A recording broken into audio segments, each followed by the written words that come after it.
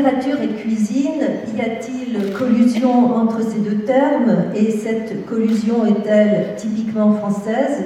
Nous aborderons certainement cette question. Surtout, pour la soirée officielle, nous souhaitons nous placer sous l'égide des autres sciences humaines. Aujourd'hui, l'histoire et la philosophie à ma gauche. Pascal Horry, vous êtes historien, professeur d'histoire contemporaine à l'Université Paris 1 Panthéon-Sorbonne. Vous enseignez aussi à l'École des hautes études en sciences sociales, à Sciences Po Paris et à l'INASUP. Chevalier de l'Ordre national de la Légion d'honneur, de l'Ordre national du mérite, commandeur de l'Ordre des arts et des lettres, et celui que j'aime bien, vous êtes aussi régent du Collège de pataphysique. Pascal Taranto, vous êtes professeur de philosophie à Aix-Marseille, où vous dirigez le Centre d'épistémologie et d'ergologie comparative. Vous êtes spécialiste de la philosophie des Lumières et de la philosophie britannique classique. Côté cuisine, vous êtes d'abord un praticien, par tradition familiale, et vous avez donné au sujet de la gastronomie des conférences en France, en Chine, au Japon. Vous commencez cet article magnifique en ces termes.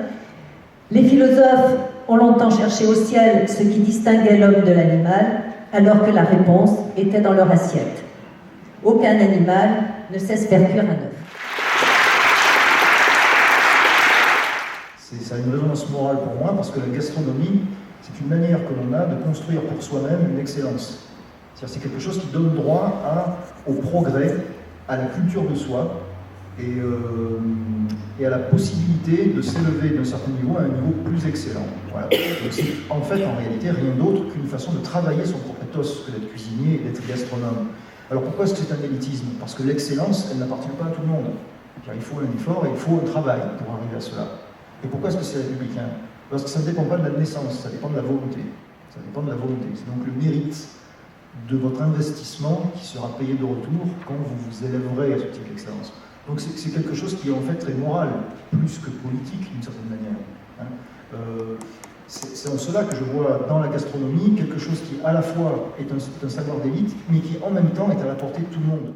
Ça pourrait ne jamais se passer, ou ça aurait pu se passer à la Renaissance. Non, c'est à ce moment-là que le mot et la chose, avec la critique gastronomique, avec les guides périodiques, tout ça se cristallise à ce moment-là. Et pourquoi ça se déroule en France?